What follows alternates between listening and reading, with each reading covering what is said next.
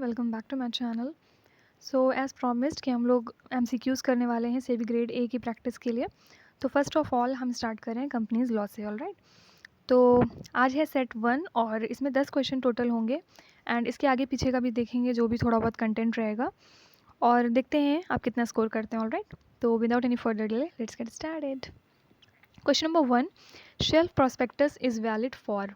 देखिए, अगर आपको याद हो, मैंने 2 दिन पहले आपको प्रॉस्पेक्टस वाला चैप्टर पूरा रिवाइज़ करवाया था सिर्फ 15 मिनट के अंदर। तो उसमें ये क्वेश्चन मैंने आपको बार बार एम्फेसाइज़ किया था कि शेल्फ प्रॉस्पेक्टस जो हम बनाते हैं वो कितने दिन तक वैलिड होता है। आपके ऑप्शन है 1 year, 2 year, 3 year, 4 year. Alright, तो इसका करेक्ट आंसर क्या था कि इसको 1 साल के लिए सिर्फ हम बनाते हैं। यानी कि फॉर एग्जांपल आपको पूरे साल में कई बार प्रॉस्पेक्टस लाना है, तो एक बार आपने शेल्फ प्रॉस्पेक्टस बनाया, दैट्स एनफ, आपका वो 1 साल तक के लिए वैलिड रहेगा। ओके, और हर बार जब आप नया, हर मान लीजिए आप हर महीने प्रॉस्पेक्टस अपना ला रहे हैं, तो उसके साथ आपको एक चीज़ मैंने क्या बताई थी, आपको क्या लाना पड़ेगा, इन्फॉर्मेशन मेमोरेंडम। उसमें आपको जो भी आप थोड़ा बहुत जो नई चीज़ें आप कर रहे हैं वो सब आपको उसमें मेंशन करना पड़ेगा। ऑलराइट, और 1 साल के बाद जैसे ही इसका 1 साल कंप्लीट हो जाएगा, आपको अगेन क्या करना पड़ेगा, फिर से प्रॉस्पेक्टस लाना पड़ेगा। शेल्फ प्रॉस्पेक्टस अगले साल फिर बनवा सकते हैं आप। तो moving on, question number 2, prospectus should be used within dash days once it gets filed to the registrar. यानी कि जो आपका प्रॉस्पेक्टस है वो कितने दिन में यूज़ हो जाना चाहिए। एक बार आपने उसको बना लिया, मतलब रजिस्ट्रार के पास फाइल कर दिया है, उसके बाद कितने दिन के अंदर अंदर उसको आपको यूज़ करना है। 30 डेज़, 45 डेज़, 60 डेज़ या फिर 90 डेज़। तो इसका करेक्ट आंसर है 90 डेज़। ओके, ये भी मैंने क्वेश्चन आपको उसमें बताया था, if you remember. Then question number 3, the dividend should be deposited within dash days in a separate bank account after the declaration. Suppose कोई कंपनी है, उसने अपना डिविडेंड डिक्लेयर किया इस साल में। ओके, तो कितने दिन के अंदर वो जो पैसा है वो आपको एक अलग से अकाउंट बना के उसमें जमा करा देना है। 3 डेज़, 4 डेज़, 5 डेज़ या फिर 6 डेज़। देखिए, ये चैप्टर मैंने आपको अभी पढ़ाया नहीं है, रिवाइज़ नहीं करवाया है। आई विश कि मैं कल तक शायद ये कर पाऊँ। एनसीईआरटी भी मैंने आपसे प्रॉमिस किया है, तो ये दोनों चैप्टर्स मैं आपका 1-2 दिन के अंदर कवर करा दूँगी। ऑलराइट, और ये चैप्टर तो बहुत ज़्यादा छोटा है, आई थिंक सिर्फ 5 या 10 मिनट से ज़्यादा नहीं लगेगा। बहुत छोटा है और बहुत कम फैक्ट्स भी इस चैप्टर में हैं और बहुत इंटरेस्टिंग भी है। अगर आप पढ़ेंगे तो बहुत कम फैक्ट हैं और मज़ा आएगी पढ़ने में। तो कमिंग बैक, इसका करेक्ट आंसर क्या है, 5 दिन के अंदर। यानी 5 दिन के अंदर अंदर आपको आपका जो भी डिविडेंड है, जो आपने अनाउंस किया है कि आप ये अपने एम्प्लॉयज़ को देने वाले हैं, उसको आपको अलग से एक अकाउंट में जमा करा देना है। Okay, then question number 4, a women director is mandatory for companies having. यानी कि किसी भी बोर्ड ऑफ डायरेक्टर्स के ग्रुप में जो वुमेन डायरेक्टर होते हैं, कौन सी ऐसी कंपनीज़ हैं जिनके ऊपर ये चीज़ मैंडेटरी है कि वो अपने बोर्ड ऑफ डायरेक्टर्स के ग्रुप में वुमेन डायरेक्टर को रखें। तो ऑप्शंस आपके देखिए कितने ज़्यादा मैंने क्लोज रखे हैं, 100, 300, 300, 100, 100, 100 एंड 300, 300। तो आपको यहाँ पे देखिए, मैंने एक वर्ड यहाँ लिखना भूल गई हूँ मैं, यहाँ पे लास्ट में साइमल्टेनियसली भी होना चाहिए या फिर रेस्पेक्टिवली। ओके, मतलब रेस्पेक्टिवली का मतलब ये होता है कि आपको जो पीएससी पहले लिखा हुआ है और टर्नओवर बाद में लिखा हुआ है, तो पीएससी पहले, जो आपका आंसर आना चाहिए उसमें पीएससी पहले होगा और टर्नओवर बाद में होगा। ओके, तो इसका एक्चुअली करेक्ट आंसर है फर्स्ट वाला, 100 करोड़ एंड 300 करोड़। यानी कि 100 करोड़ से पीएससी मतलब पेड अप शेयर कैपिटल अगर आपका 100 करोड़ है या फिर उससे ज़्यादा है और टर्नओवर आपका 300 करोड़ है या फिर उससे ज़्यादा है, तो आपके लिए मैंडेटरी है कि आपके बोर्ड ऑफ डायरेक्टर्स के ग्रुप में एक वुमेन डायरेक्टर होनी चाहिए at least. Alright, then question number 5, for meeting of the board of directors the quorum is.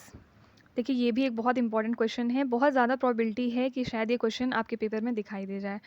तो इसका करेक्ट आंसर क्या है, 1/3 of total strength and 2 directors. Okay, और देखिए, मैंने आपको अभी उसी वाली वीडियो में बताई थी कि आपके पूरे के पूरे कंपनीज लॉ में हायर और लोअर का बहुत ज़्यादा चक्कर है। अब वहाँ पे मैंने जो आपको बताया था, आपको याद है, प्राइवेट प्लेसमेंट में शायद पेनल्टी की बात करी थी हमने वहाँ पे, और वहाँ पे था कि आप जितने अमाउंट का फ्रॉड कर रहे हैं और 2 करोड़, मतलब जितना अमाउंट है आपका या फिर 2 करोड़, इन दोनों में से जिसकी वैल्यू हायर रहेगी वो चीज़ मानी जाएगी। ओके, उतना आपके ऊपर पेनल्टी लगेगा अगर आपने प्राइवेट प्लेसमेंट के केस में कोई भी फ्रॉड किया तो। अब यहाँ पे क्या है, 1/3 ऑफ टोटल स्ट्रेंथ और 2 directors whichever is higher again.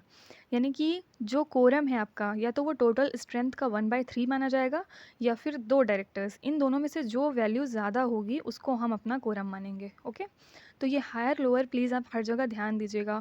और उसी चैप्टर में एक जगह हमने लोअर की भी कहीं बात की थी, आई डोंट रिमेंबर वो कहाँ पे था, लेकिन मुझे कुछ ऐसा याद है कि मैंने कुछ लोअर वाली भी बात करी थी। Okay, so I hope you getting my point. तो ये हो गया question number 5। Moving on to question number 6, any person aggrieved by NCLT can appeal to NCLT in. यानी कि अगर आपको लगता है कि आप एनसीएलटी के फैसले से खुश नहीं हैं, आपका जो भी डिसीजन आया है वो आपके फेवर में नहीं है, तो आप एनसीएलटी के पास जा सकते हैं कितने दिन के अंदर। देखिए एक्चुअली ये लिमिट इसलिए सेट की गई है ताकि सपोज़ जैसे आपका डिसीज़न आज कोई आया, सपोज़ आपने कुछ फ़ाइल किया था, एनसीएलटी ने आपको आज अपना डिसीज़न दिया, आप अभी तक तो उससे खुश थे, लेकिन 4 साल बाद आपको रियलाइज़ हुआ कि नहीं ये फ़ैसला सही नहीं था और अब मुझे उससे कुछ नुकसान हो रहा है या मुझे दोबारा फ़ाइल करना चाहिए, तो आप हमेशा एनक्लैट के पास नहीं जा सकते हैं, है ना?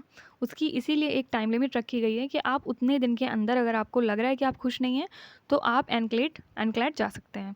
लेकिन अगर उस पीरियड के बियॉन्ड आप जाएँगे तो फिर वो चीज़ वैलिड नहीं रहेगी, फिर आप नहीं, आपकी कोई सुनवाई नहीं होगी वहाँ पे, ओके? ये हाई कोर्ट, सुप्रीम कोर्ट जैसा आप थोड़ा समझ सकते हैं कि हाई कोर्ट में जो खुश नहीं होते हैं वो सुप्रीम कोर्ट जाते हैं, लेकिन उसका एक टाइम पीरियड है, तो वो टाइम यहाँ पे आपको बताना है। 30 डेज़, 45 डेज़, 60 डेज़ या फिर 90 डेज़। तो इसका करेक्ट आंसर क्या है? 45 डेज़, यानी कि 45 दिन के अंदर-अंदर आपको जाना है, ठीक है?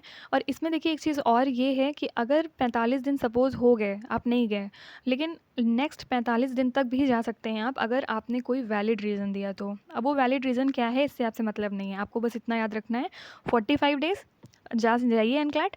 अगर 45 डेज़ के बियॉन्ड हो रहा है तो आप कोई वैलिड रीज़न दीजिए और नेक्स्ट 45 डेज़ का भी टाइम आपको मिल जाएगा। Okay, that's it.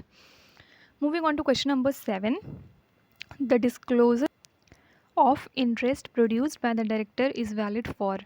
सबसे पहले तो आप मुझे बताइए कि disclosure of interest by director ये कौन सा सेक्शन है, किस सेक्शन के अंदर आता है? मैं आपको एक हिंट दे रही हूँ, 181 से लेके 185 के बीच में आता है। अब आप जल्दी से मुझे कमेंट में बताइएगा। तो कमिंग बैक, जो आप डिस्क्लोजर अपना देते हैं कि जो हम हैं डायरेक्टर हैं, सपोज़ मैं किसी कंपनी में डायरेक्टर हूँ, तो मैं किसी भी और मेरा कोई इंटरेस्ट नहीं है, ये सब जो लिख के देते हैं हम, वो कितने दिन तक वैलिड होता है ये पूछा है।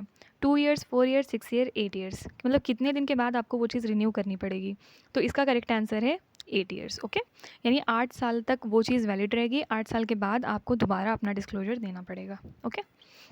Question number 8, after incorporation the very first board meeting should be held with in.